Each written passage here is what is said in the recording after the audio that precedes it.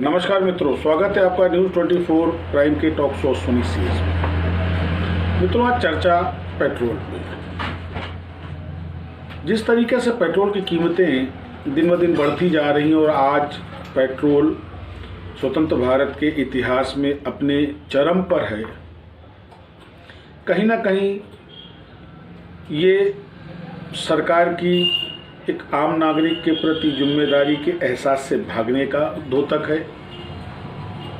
कहीं ना कहीं ये पेट्रो प्रोडक्टों पर नियंत्रण लगाने में सरकार की असफलता का द्योतक है और कहीं ना कहीं ये सरकार की मनमानी है।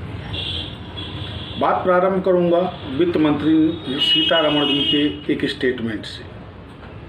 जब भाजपा विपक्ष में थी तो इन्हीं सीतारमण जी का एक स्टेटमेंट आया था कि पेट्रो प्रोडक्ट के मूल्यों में वृद्धि सरकार की वजह से हो रही है। इन्होंने प्रत्यक्ष आरोप कांग्रेस सरकार पर लगाया था कि कांग्रेस सरकार पेट्रो प्रोडक्ट की कीमत बढ़ा रही है, सरकार चाहे तो कीमतें कम हो सकती हैं। और अभी हाल में इनका एक स्टेटमेंट आया है कि पेट्रो प्रोडक्ट्स की कीमतें सरकार नहीं, पेट्रो कंपनियां बढ़ा रही हैं।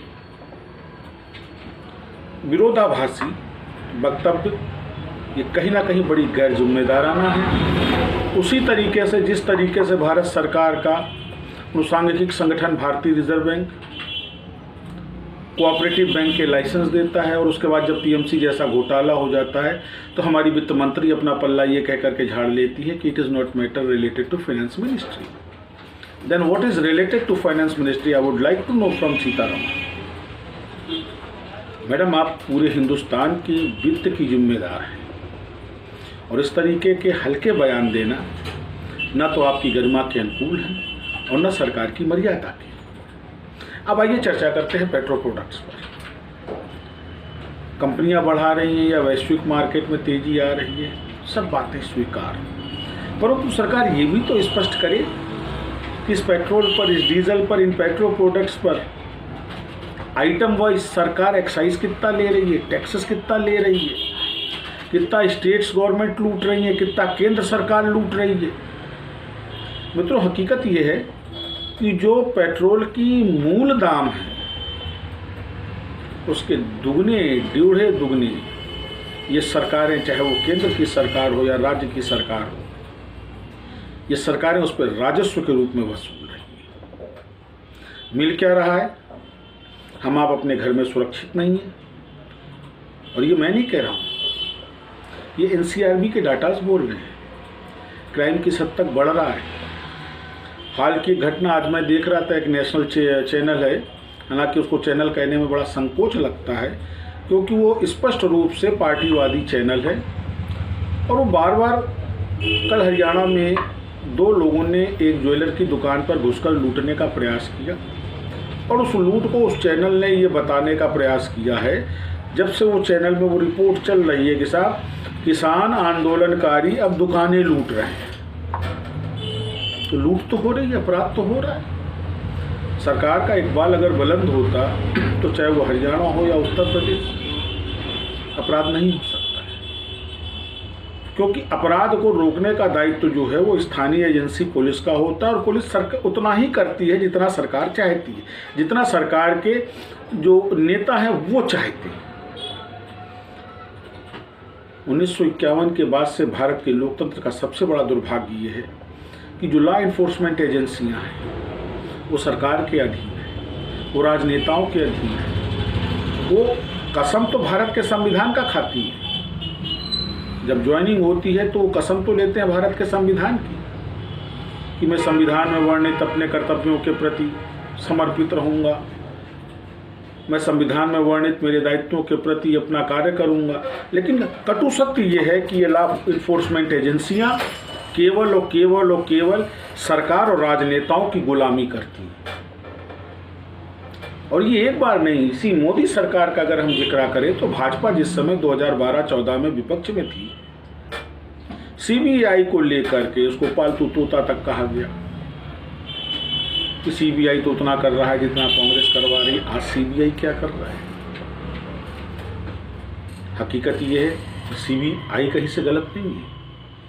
उसके अधिकारी एक हद तक ईमानदार हैं, परंतु राजनेताओं को, इन राजनीतिक पार्टियों का और सरकारों का इतना उस पर दबाव होता है कि अगर वो जांच अधिकारी अगर ईमानदारी से कुछ करना चाहे तो ये सरकारें, ये राजनेता उसे नहीं करने देते।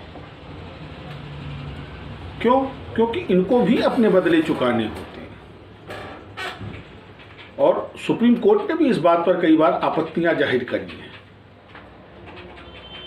पेट्रो प्रोडक्ट्स की जो हम बात कर रहे थे, मैं भी कुछ दिन पहले एक आर्टिकल पढ़ रहा था, उसमें 30 रुपये 50 पैसे, करीब उस समय करीब 80 रुपये के करीब का पेट्रोल था। तो 30 रुपये 50 पैसे या 32 रुपये 50 पैसे पेट्रोल की मूल कीमत थी, जिसमें 38 रुपये 60 पैसे या 70 पैसे राज्य सरकार का राजस्व था, 16 रुपये 80 पैसे केंद्र सरकार का राजस्व था। उसके बाद उसमें 6.5 रुपये 40 पैसे का विक्रेता का मार्जिन था। अब आप जोड़िए कि जब 100% revenue state government petro product से कलेक्ट करेगी, 50% रेवेन्यू केंद्र सरकार कलेक्ट करेगी, उसके बाद में विक्रेता को भी कमीशन दिया जाएगा 20 और 30% का, तो आप इमेजिन कर सकते हैं कि पेट्रो प्रोडक्ट्स क्यों नहीं 100 रुपये के जाएंगे। कुछ दिन पूर्व प्रधानमंत्री ने स्वयं कहा था कि हम संवेदनशील हैं मध्यम वर्ग के लिए, परंतु मध्यम वर्ग पर बोझ है। बोझ है आदरणीय, तो क्या आपका नैतिक दायित्व तो क्या बनता है? क्या मध्यम वर्ग को हिंदुस्तान के समाज में जीने का अधिकार नहीं, सम्मान पूर्वक?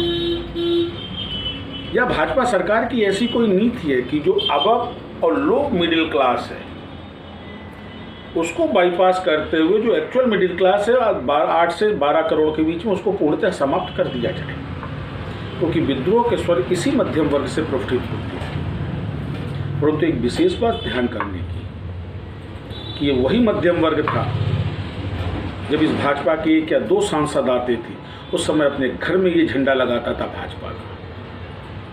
इसके साथ साथ यही सवर्ण समाज था, और आज भाजपा ने इनको क्या दिया? इनका दलन कर दिया। कोई भी नीति ऐसी नहीं है जो स्वर्ण समाज की हितकारी हो, सिवाय झुंझुना टिकाने के साथ 10% स्वर्ण आरक्षण दे दिया। क्यों? क्या भारत के संविधान से हटकर के सरकारी नीतियां बनेंगी? आर्थिक आधार क्यों नहीं? परंतु इन्हें राजनीति करनी है, और वही राजनीति हो रही है पेट्रो प्रोडक्ट्स। सरकारें आज चाहें तो ये 90 रुपये 92 रुपये बिकने वाला पेट्रोल ये 40 50 60 रुपये पे आ सकता है, जिसमें सरकार को राजस्व भी मिलेगा और आम जनता को राहत। परंतु सरकार की तो नियत ही नहीं है। यदि आम आदमी को रिलीफ मिल जाएगा तो फिर सरकार का वोट बैंक क्या होगा?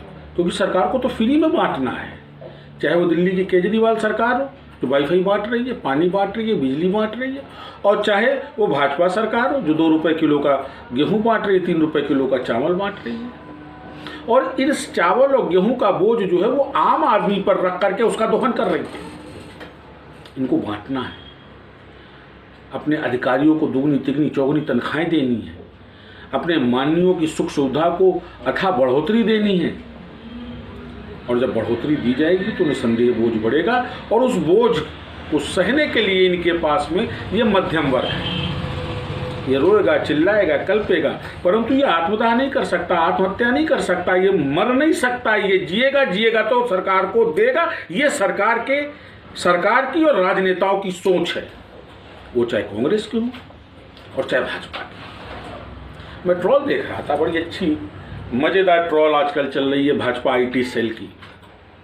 सब राफेल का पैसा चुकाना है, फला का पैसा चुकाना है, फला का पैसा चुकाना है।